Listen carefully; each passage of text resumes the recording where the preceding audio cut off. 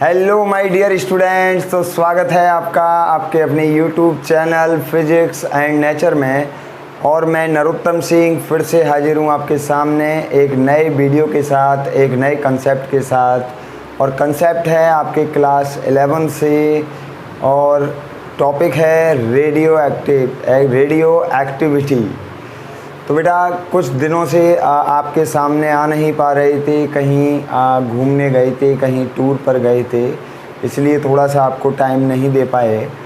तो स्टार्ट करते हैं अपने टॉपिक को। अब फिर से बरकरार रहने वाली हैं क्लासेज, तो बेटा आप बने रहिएगा आपके अपने यूट्यूब चैनल पर, और हमें आगे भी आपका सपोर्ट मिलता रहे, हम ऐसी आपसे उम्मीद रखते हैं। तो स्टार्ट करते हैं टॉपिक को, लेकिन टॉपिक स्टार्ट करने से पहले हम आपको कुछ एक्स्ट्रा और कंसेप्ट बताने जा रहे हैं जो अपना रिलेटेड है, किससे, हाफ लाइफ टाइम से ही रिलेटेड है। फिर उसके बाद हम पढ़ेंगे किसके बारे में, मीन लाइफ के बारे में पढ़ेंगे, न्यूक्लियस की मीन लाइफ के बारे में पढ़ेंगे। तो हम सबसे पहले बात करते हैं, एक कुछ कंसेप्ट है बेटा और रिलेटेड है किससे, ये हाफ लाइफ टाइम से ही रिलेटेड कंसेप्ट है। तो देखो कंसेप्ट कुछ इस तरीके से है कि जैसे मान लीजिए कि t1/2 टाइम पर, कितने पर, t1/2 टाइम पर जो फर्स्ट हाफ टाइम है वो न्यूक्लियस का कंप्लीट हो जाता है, कितने पर, t1/2 पर। और जो n की वैल्यू है वो किसके इक्वल हो जाती है, वो n0/2 के इक्वल हो जाती है। ये किसके लिए है, ये है फॉर फर्स्ट हाफ टाइम। ये किसके लिए है, ये है फर्स्ट हाफ टाइम के लिए। अगर मैं बात करूं सेकंड हाफ टाइम के लिए, तो सेकंड हाफ टाइम में क्या होगा, सो फॉर सेकंड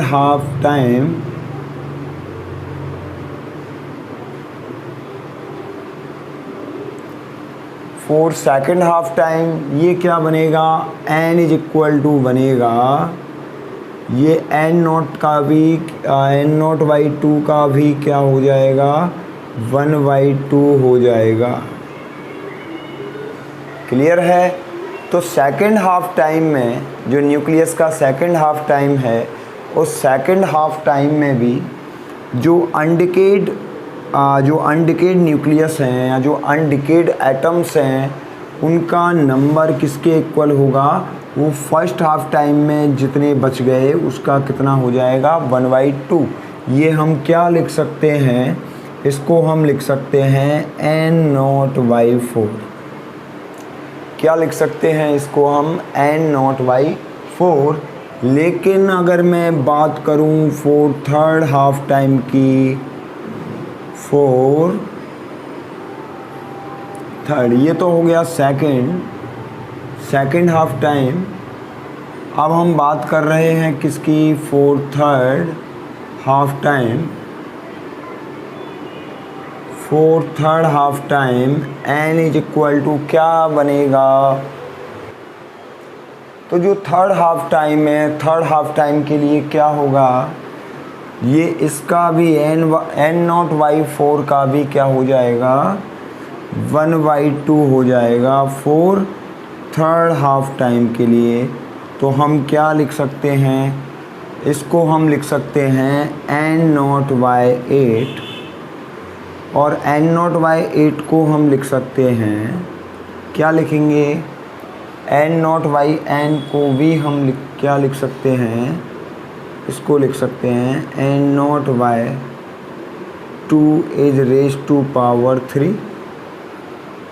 n0 × 2 या इसको ऐसे भी लिख सकते हैं, n क्या रहेगा, n0 बाहर आ गया, इसको 1/2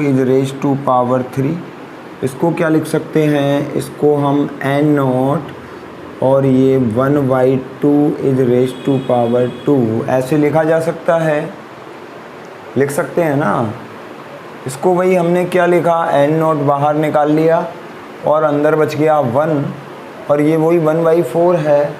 1 का स्क्वायर 1 ही रहता है, 2 का स्क्वायर क्या बन जाता है, 2 का स्क्वायर 4 हो जाता है, इसलिए 1/4 को मैंने लिख दिया 1/2 is raise to power 2। Clear. तो यहाँ हम सेकेंड हाफ टाइम के लिए लिख रहे हैं n0 1/2 is raise to power 2, और थर्ड हाफ टाइम के लिए लिख रहे हैं हम n is equal to n0 1/2 is raise to power 3, ये लिख रहे हैं ना। तो यहाँ पे जो वैल्यू चल रही है वो किसकी वैल्यू है, वो n की वैल्यू है, स्मॉल n मान लें इसको। नंबर ऑफ हाफ टाइम, इसको हम क्या बोल सकते हैं, number of half time. n is equal to यहाँ हो गया 2, यहाँ पर n इज इक्वल टू हो गया 3। अगर हाफ टाइम का नंबर कितना है, स्मॉल n है, तो हम क्या लिखेंगे, if the number of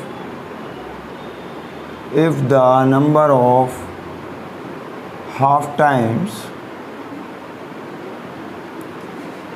is equal to small n, then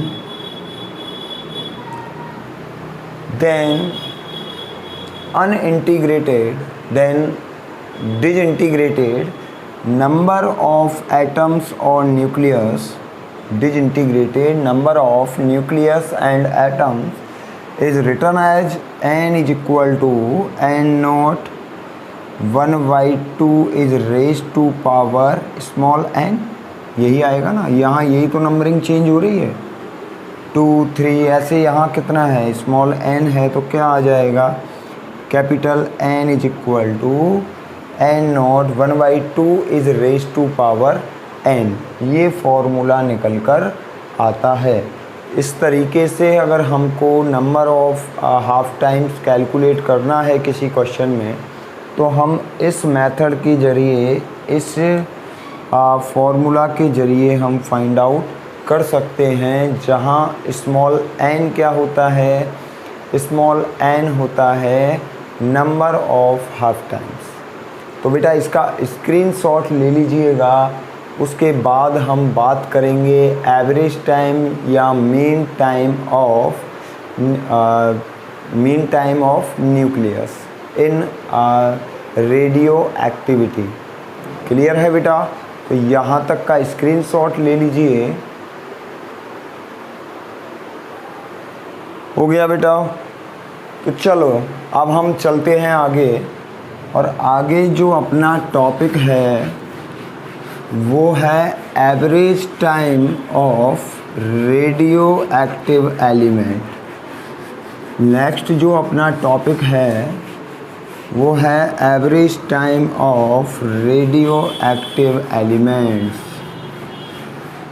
तो अब हम बात करेंगे average life time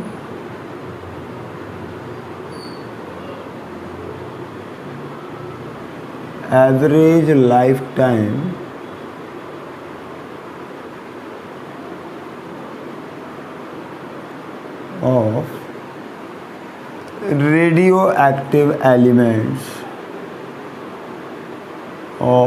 radioactive elements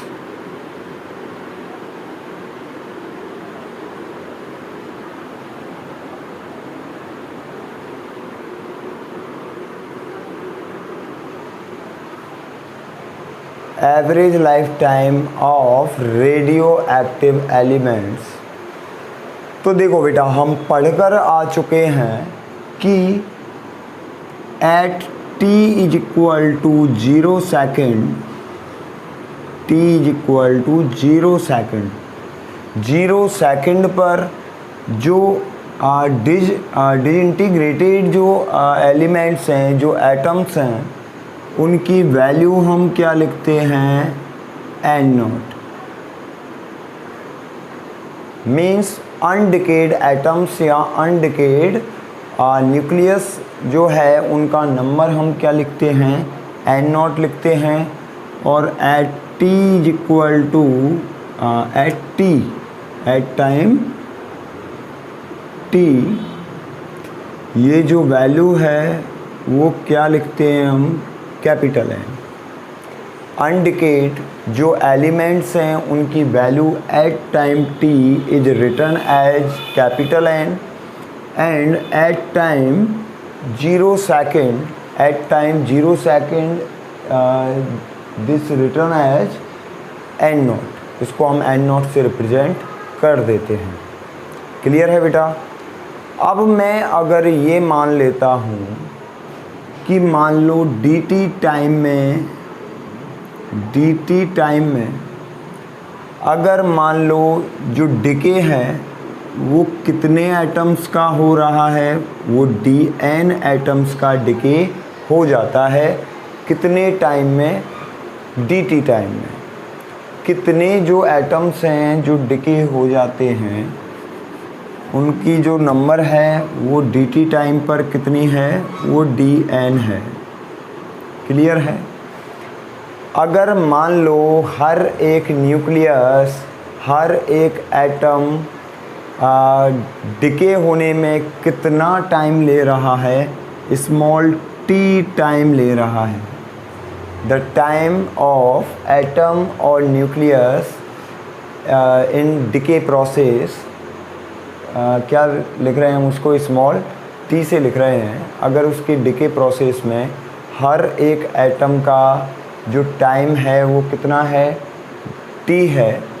और मान लो हमारे पास dn जो नंबर है इतने एटम्स डिके हो जाते हैं, ठीक है।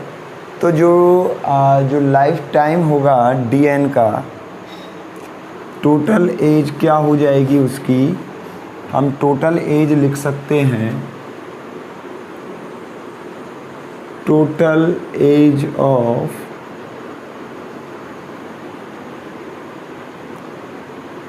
dn एटम्स की जो टोटल एज होगी वो हम क्या लिख सकते हैं, t इंटू dn। कितनी लिख सकते हैं, t इंटू dn। और एटम कहाँ से कहाँ तक डिके होते हैं, मान लो इनिशियली जो एटम हैं उनका नंबर तो 0 होता है at t is equal to 0 पर, at t is equal to 0 second पर जो अनडिकेड जो नंबर है एटम्स का वो कितना है, 0 है। मीन्स n की वैल्यू हम क्या लिख रहे हैं, 0 लिख रहे हैं। लेकिन कितने टाइम पर, t टाइम पर कितने एटम्स डिके हो जाते हैं, n0 एटम्स क्या हो जाते हैं, डिके हो जाते हैं। तो हम इसको इंटीग्रेटेड फॉर्म में किस तरीके से रिप्रेजेंट करेंगे, हम लिखेंगे इसको टोटल टाइम लाइफ और atom in sample of element. हम क्या लिखेंगे, total life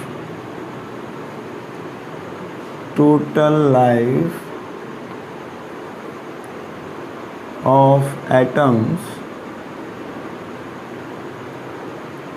in radio active element, in radio active elements. ये क्या लिखा जाएगा, इसको हम लिखेंगे 0 to n0, 0 to n0 और इसको लिख दूंगा मैं t into dn, 0 to n0 t into dn। इसको हम ऐसे इंटीग्रेशन की फॉर्म में लिख सकते हैं हम। ये तो आ गया किसके लिए, dn एटम्स के लिए। अगर इससे टोटल नंबर हमें टोटल जो रेडियो एक्टिव का नंबर है अगर वो हमें लाइफ टाइम अगर कैलकुलेट करना है, ये तो क्या हो गया है, ये तो केवल dn एटम्स का लाइफ टाइम हो गया। और टोटल नंबर्स का अगर लाइफ टाइम कैलकुलेट करना है तो हम इंटीग्रेट कर देंगे 0 to n0 तक जितने भी जो एटम्स हैं उनको। तो इसका इंटीग्रेशन कर लीजिए, फिर उसके बाद चलते हैं हम किस पर, एवरेज लाइफ टाइम पर चलते हैं। तो इसको जब तक आप स्क्रीनशॉट ले लीजिए। हो गया, चलो तो अब आगे चलते हैं। अब कुछ नहीं करना, हमें केवल इसमें वैल्यू पुट करनी है भाई। रेडियो एक्टिविटी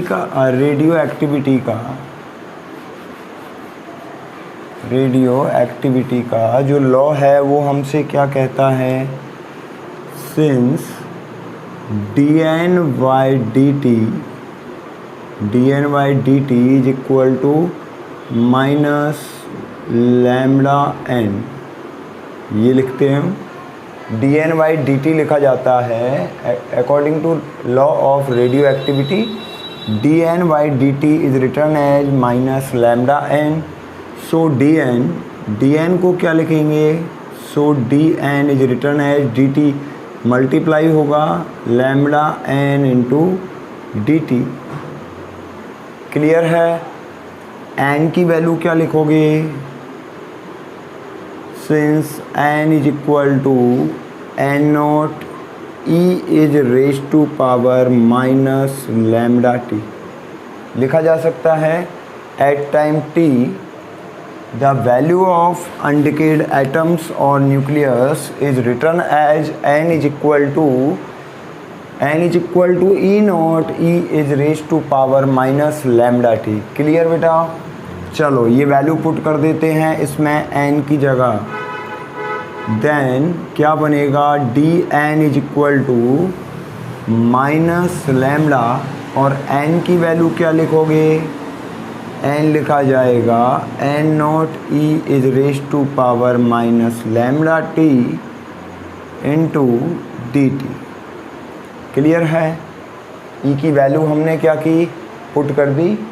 तो ये dn की वैल्यू ये हम इस तरीके से dn की वैल्यू लिख सकते हैं, और हमें उस इक्वेशन में रखनी है ये dn की वैल्यू, ताकि हम इसको कैलकुलेट कर सकें।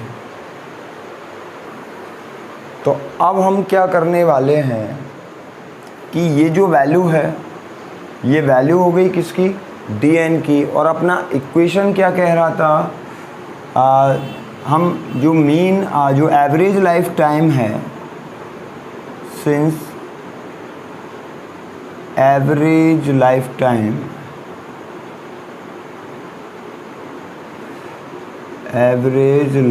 टाइम इज इक्वल टू क्या लिखा जाएगा, टोटल लाइफ टाइम ऑफ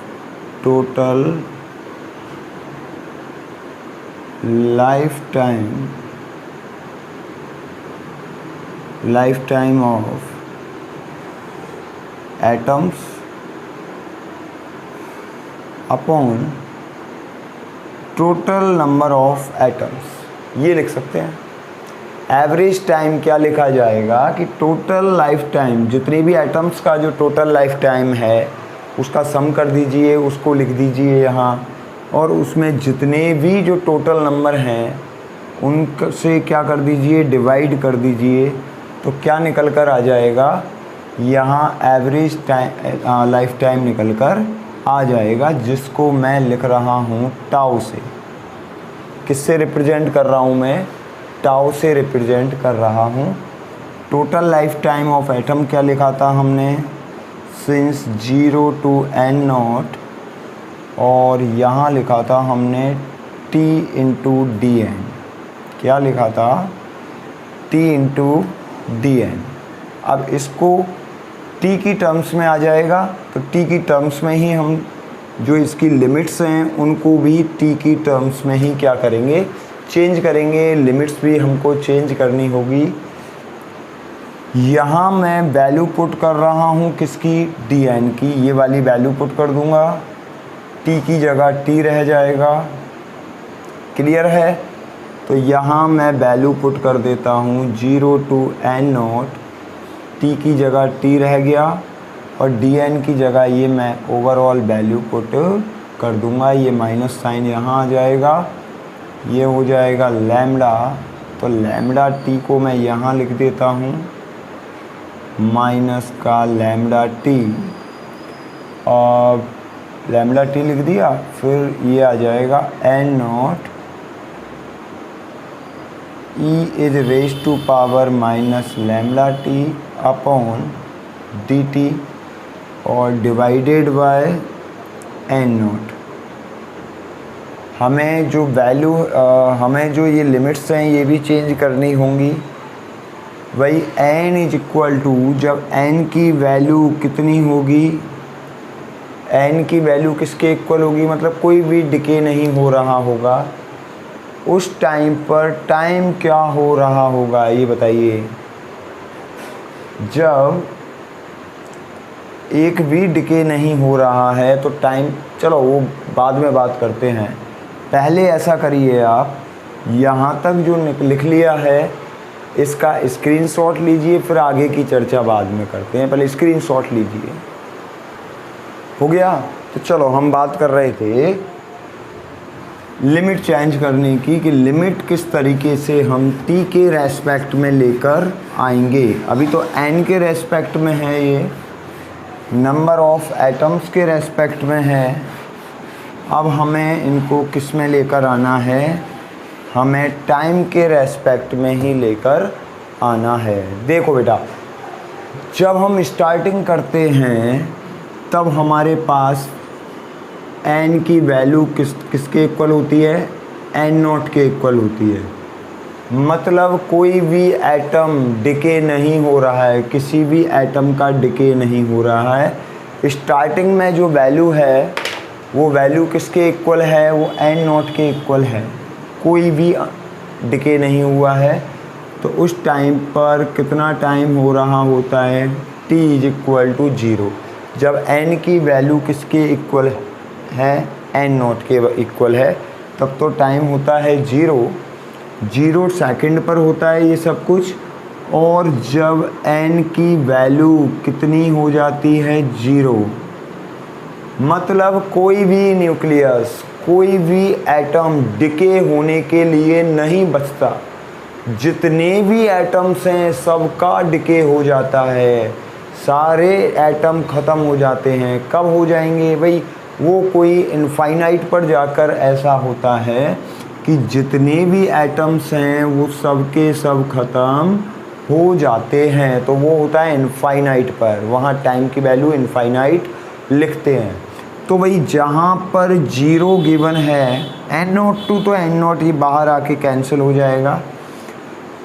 तो हम टाउ इज इक्वल टू क्या लिखेंगे, टाउ इज इक्वल टू लिख सकते हैं हम, तो हम टाउ लिख सकते हैं, tau is equal to minus, limit put करेंगे कहाँ से कहाँ तक, 0 की जगह तो हम लिमिट पुट कर देंगे कितनी, इनफाइनाइट, और n0 की जगह लिमिट पुट करेंगे कितनी, 0। ये बच गया अपने पास lambda t e is raise to power minus lambda t and d t. Clear है? लिमिट को अगर हम चेंज करते हैं कैसे, अपर लिमिट को जब हम लोअर लिमिट बनाते हैं या लोअर को अपर लिमिट में जब कन्वर्ट करते हैं, आपस में एक्सचेंज करते हैं एक तरीके से, तो उसमें क्या होता है भाई, आगे का जो साइन है वो बदल जाता है, लिमिट एक्सचेंज हो जाएगी, इनफाइनाइट हो गया 0, 0 हो गया इनफाइनाइट, लैम्डा क्या है, कांस्टेंट है, बाहर आ जाएगा, ये बचेगा t into e is raise to power lambda t and d t. Clear है? तो ये यहाँ तक निकल कर आ जाएगा। अब इसके बाद करना क्या है, कुछ नहीं करना है, केवल इंटीग्रेशन करना है। जब हम इसको इंटीग्रेट करेंगे तो इंटीग्रेशन के बाद टाउ इज इक्वल टू निकल कर आना चाहिए 1/λ। तो मैंने बेटा इंटीग्रेशन करके नहीं दिखाया है, इंटीग्रेशन मैं उम्मीद करता हूँ आपको अच्छे से आते होंगे, और अगर नहीं आते हैं तो हमारे कंसेप्ट वीडियो जो दे रखा है बेसिक मैथ्स इन फिज़िक्स, जो 11th क्लास का टॉपिक है वो हमने हमारे प्रीवियस वीडियोज़ में दिए हुए हैं। वहाँ से आप अपने क्लास 11th का बेसिक मैथमेटिक्स है उसको आप कंप्लीट कर सकते हैं। काफ़ी अच्छे वीडियो हैं जो हमने प्रीवियस वीडियोज़ में दे रखे हैं, काफ़ी स्टार्टिंग पहले बना दिए थे वो हमने। तो बेटा हम तो ये कहते हैं कि जो भी बच्चे हैं जो चैनल पर आएँ तो पहले आने से पहले हमारे जो वो कंसेप्ट वीडियो हैं कौन से, जिनमें क्लास 11th में हमने जो बेसिक मैथ्स जो बता रखी है उन चारों वीडियोज़ को, ट्रिग्नोमेट्री के हैं, उसमें इंटीग्रेशन का है, उसमें डिफरेंशिएशन का है, उसमें वेक्टर्स भी हैं, तो उसमें काफ़ी अच्छे से एक्सप्लेन किया गया है। आप वहाँ से पहले पढ़िए, फिर आपको ये इंटीग्रेशन वगैरह में कभी कोई समस्या नहीं आएगी। तो बेटा उम्मीद करता हूँ आपको ये टॉपिक अच्छे से समझ में आया होगा। इसका पहले स्क्रीनशॉट ले लीजिए। हो गया? तो चलो, अगर स्क्रीनशॉट हो गया हो तो फिर आगे चलते हैं। देखिए, इसको अगर हम आगे और सॉल्व करें तो हमने हमारे जो प्रीवियस वीडियो था उसमें लैम्डा और टी हाफ में रिलेशन बताया था। मीन्स हमने ये लिखा था since t half is equal to, हमने लिखा था 0.6931 अपॉन लैम्डा, ये लिखा था। यहाँ से लैम्डा की वैल्यू क्या लिख सकते हैं? So lambda is equal to, interchange कर दो, 0.6931 अपॉन क्या आ जाएगा, T1/2 ये आ जाएगा। ये लैम्डा की वैल्यू यहाँ जब हम पुट करेंगे तो टाउ इज इक्वल टू क्या निकल कर आने वाला है?